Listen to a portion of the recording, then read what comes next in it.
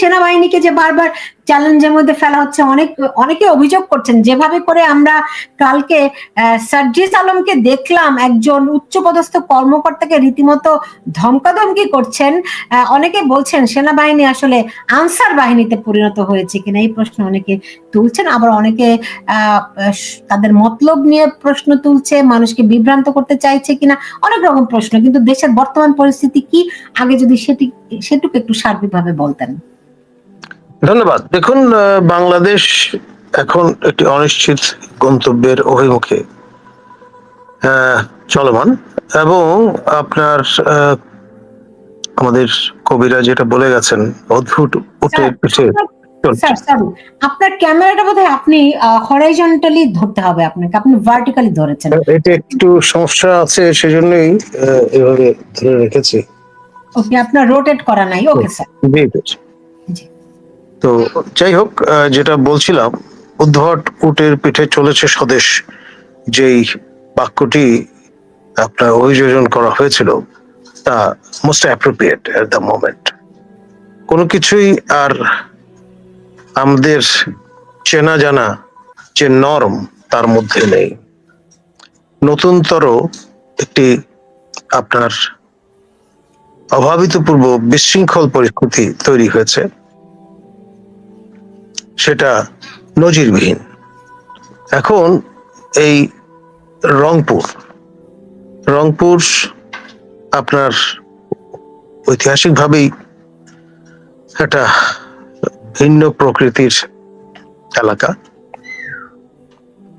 Princely state of Cooch Behar সন্নিহিত এলাকা, এবং এই অঞ্চলে একসময় এই যাদের কথা বললাম তাদেরই রাজ্যের অন্তর্গত ছিল, পরবর্তীতে ব্রিটিশ এর করতলগত হয়, এবং এই অঞ্চলে আপনার একটা সহজিয়া কালচার প্রিভেইল করে, এবং সে কারণে ঔপনিবেশিক আমলে অঞ্চলকে বলা হতো রঙ্গপুর।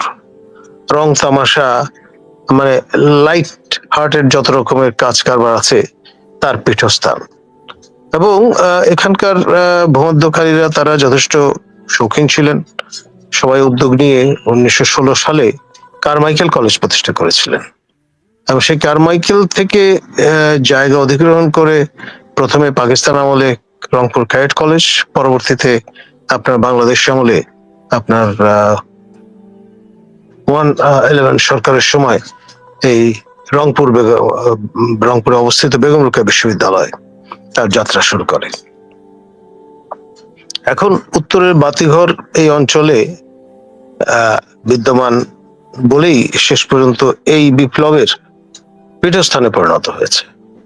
আপনার আমার প্রিয় ছাত্র আবু সাইদ, তিনি আত্মোৎসর্গ করেছেন এখানে, এবং সে কারণেই প্রফেসর ইউনূস দায়িত্বভার গ্রহণ করে প্রথমে আমার বিশ্ববিদ্যালয় চত্বরে ছুটে গিয়েছিলেন। আপনি আরো অনেকবার বলেছেন যে আবু সাইদ আপনার প্রিয় ছাত্র, আপনি তাকে ব্যক্তিগতভাবে চিনতেন কিনা? এবং অনেকেই বলছে, বিশেষ করে আওয়ামী লীগের লোকজন বলতে চায় যে সে আবু সাইদ জামাত শিবির করতেন। এটা আসলে পরবর্তীতে ছড়িয়ে দেয়া হয়েছে।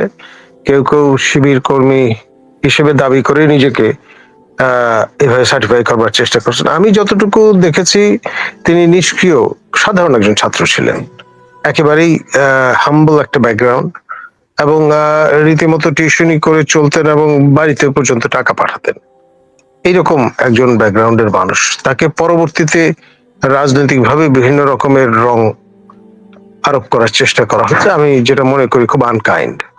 ওকে, এখন আমাকে অনেকে, যেহেতু আপনি আমার একজন নিয়মিত গেস্ট, হ্যাঁ, অনেকে আমার কাছে অভিযোগ করেন আপনি একটু জামাত ঘরানার, কারণ আপনাকে নাকি কখনোই জামাতের বিরুদ্ধে কিছু বলতে দেখা যায় না। টু বি অনেস্ট, আমি এই যে এরশাদ দীর্ঘদিন ক্ষমতায় ছিলেন, তাকে আমি স্বৈরাচার বলে আখ্যায়িত করিনি কখনো। আমি কাউকে কখনো জামাতের বা 71-এ যারা আপনার স্বাধীনতার বিরোধিতা করেছিলেন তাদেরকে রাজাকার সম্বোধন করিনি, এবং কি এখনো এই আমলে যেটা একটা গালিতে পরিণত হয়েছে শেখ হাসিনাকে ফ্যাসিস্ট বলা, সেটা থেকে আমি বিরত আছি। আমি কনসিস্টেন্টলি পারসিস্টেন্টলি একটা স্পেস মেনটেন করতে চাই যেটি সকল দল মতের রাজনীতির ঊর্ধ্বে। আমি ব্যক্তিগত জীবনে কখনো ভোটাধিকার প্রয়োগ করিনি এবং আমি কখনো ছাত্র জীবনে শিক্ষক রাজনীতিতে যুক্ত হইনি, এবং আমি জাতীয় যে রাজনীতি তার একজন পর্যবেক্ষক। জি, এখন আমি বলতে পারেন আমি বিরল প্রজাতির প্রাণী জি, বাংলাদেশের এখন কন্টেক্সটে। একজন মন্তব্য করেছেন যে স্যার আপনাকে প্রশ্ন করেছেন যে আবু সাইদের ফেসবুক স্ট্যাটাস গুলো কি দেখেছেন?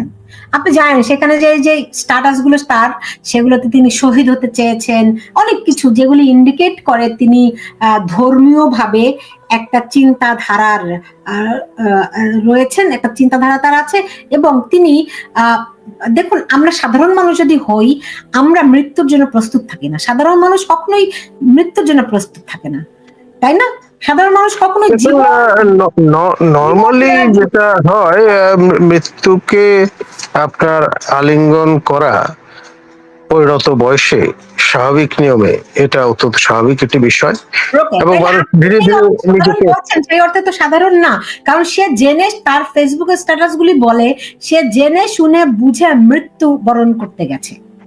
দেখুন, আমার ক্যাম্পাসটা তো আমি 4 বছর আপনার পুরো বিষয় দেখাশোনা করেছি।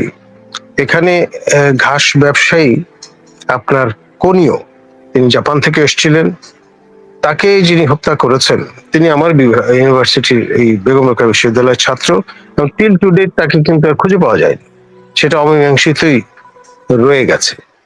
এবং আপনার একেবারে মৌলধারার রাজনীতির সঙ্গে যুক্ত নারী, তাদেরও কিন্তু এখানে সময় সময় আবিষ্কার করা গেছে। এখানে অ্যাপারেন্টলি মনে হবে খুব ডসাইল একটা এনভায়রনমেন্ট, কিন্তু সেখানে আবার নানান রকমের প্রক্ষেপণ আছে। আপনার এখানে যারা পড়াশোনা করেন প্রায় 1009 মতো ছাত্রছাত্রী, তারা একেবারে যেটাকে আমি বলবো দারিদ্র সীমার নিচে বসবাসকারী পরিবারগুলো থেকে মোস্টলি আসা। কেউ কেউ অন্যত্র ভর্তি না হতে পেরে সেই লক্ষ্মীপুর থেকেও এসে এখানে পড়াশোনা করেছেন, এরকম ছাত্র আমি জানি। তো ফলে এখানে সাধারণভাবে যে ধারণাটি প্রচলিত আছে, এখানে মাদ্রাসা পড়ুয়া প্রচুর ছাত্রছাত্রী ভর্তি হচ্ছেন। উত্তরবঙ্গের যেহেতু বাতিঘর বলছি আমরা, এখানে সবচেয়ে পুরনো এই অঞ্চলের বিশ্ববিদ্যালয় হচ্ছে রাজশাহী, এবং একসময় তো পুরো এলাকাটাই রাজশাহী বিভাগের অন্তর্গত ছিল। রাজশাহী পুরো বিভাগটা উত্তরে, আর শেষ প্রান্তে দক্ষিণে হচ্ছে পদ্মার পারে রাজশাহী। তো ফলে এখানেও কিন্তু এক ধরনের মেট্রোপলিস স্যাটেলাইট বিভাজন রয়ে গেছে, এবং পরবর্তীতে দীর্ঘদিনের যে দাবিটি ছিল আপনার এই রংপুরে বিশ্ববিদ্যালয় স্থাপনের, সেটি আমাদের 111 সরকারের সময় শিক্ষা উপদেষ্টা ছিলেন ডক্টর হোসেন জিল্লুর রহমান, তারই ইনিশিয়েটিভে আপনার এই বিশ্ববিদ্যালয়টি তখন প্রতিষ্ঠিত হয়েছিল, এবং সেই কারণে পরবর্তীতে বর্তমান সরকার আসার পর তিনি আরেকবার সেখানে তার পা রেখেছিলেন। এখন এই বিশ্ববিদ্যালয়টি পুনঃনামকরণ করা হয় শেখ হাসিনা যখন প্রধানমন্ত্রী হলেন।